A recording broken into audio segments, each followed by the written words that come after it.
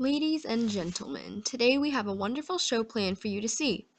Our plan, The American Dream, will be acted out by a variety of educated actors using puppets.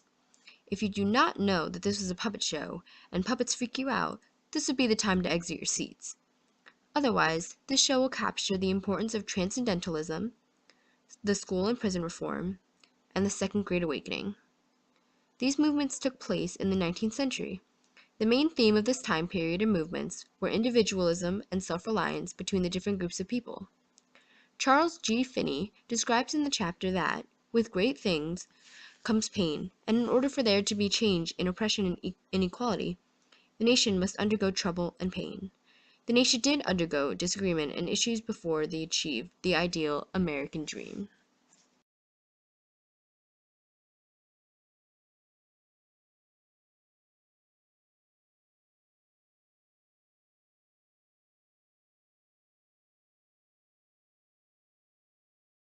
School systems and prison systems during the 19th century were not equipped and substantial for society. Before the reform, schools were only used to having classes that had every age group in one classroom. This meant that they weren't separated by age or grade. After Pennsylvania passed a tax in 1834 that supported school systems, Americans followed the example Pennsylvania set and became accustomed to wanting sufficient school systems. By the 1850s, every state had some sort of a public school system that was substantial enough for the Americans. Some people were apprehensive about letting their children go to public schools because they didn't want their children to be educated by the government. Horace Mann, a leader of school reform movement, believed that students should get an education in order to become good citizens, otherwise the republic will fall down. Mann later became a highly recognized first secretary of the Board of Education in Massachusetts. Mann was revered because he doubled the money states spent on schools, instituted curriculum reforms different from the government education that was taught prior, and established teacher training programs. Quicker than abolition and the Second Great Awakening, reform in school systems had a quicker effect on society due to the demand for better schools.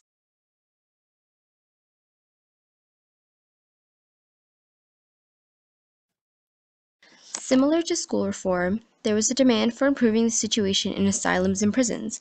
Dorothy Dix, a famous reformer who joined the movement for social reform from personal experiences, visited a Massachusetts house of correction. She was astonished to find out that mentally ill people were being housed in prisons and not treated fairly. Some were chained up naked like animals, and others were beaten with whips and rods. To confront the issue head on, Dix reported her experience to the Massachusetts legislature in 1843. She managed to persuade people willing to listen and achieved 9 southern states to obtain hospitals for mentally ill patients. In prisons, prisoners were examined by the renowned reformer Alexis de Tocqueville. The prisoners were not getting treated if they became sick in the prisons, and rehabilitation was not a number one priority. She concluded that the U.S. continually contradicts themselves by saying that there is so much liberty and freedom within the states, but there is so much oppression.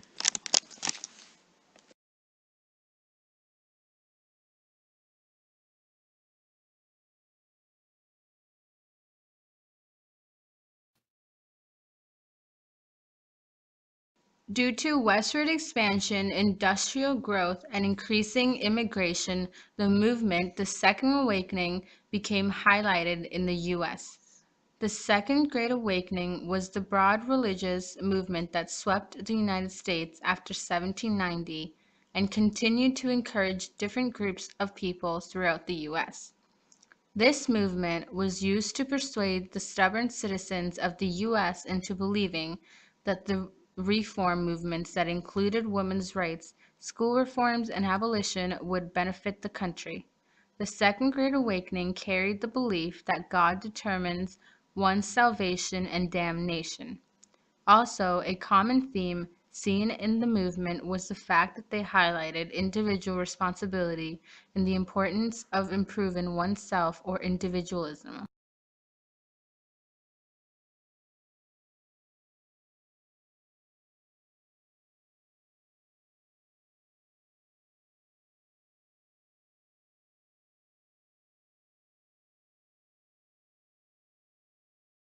Transcendentalism is a literary and philosophical movement that stems from the idea that the world that we perceive with our senses is not all of the existence and reality. Famous founder Ralph Waldo Emerson professes that God was the overreaching superpower that was present in all nature and every individual human. The movement began after Emerson died in 1836. Transcendentalism also supports the idea of escaping into nature and being able to discover oneself through imagination and personal emotion, rather than any other governmental and strict belief.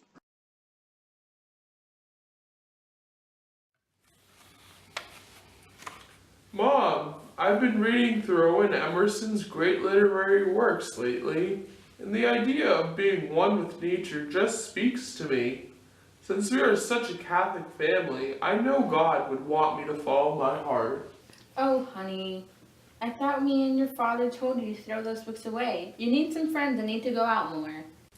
I know you think I am wasting my time, but I've decided that I'm going to live off the land and become one with nature. I will survive on my own and rely on myself while I discover the importance of nature and follow Emerson's ideology. You cannot decide your life to such a dangerous and pointless journey. I cannot fathom losing my son at only 18 years old, when you should be going to college and hanging out with your friends. I do not care that you disagree with my plan because I am making it a reality. I'm going to feel that I belong and live out the dreams of Thoreau. I will continue to preach my views on anti-slavery and improvement necessary in prisons to fulfill my duty and dedication to Thoreau.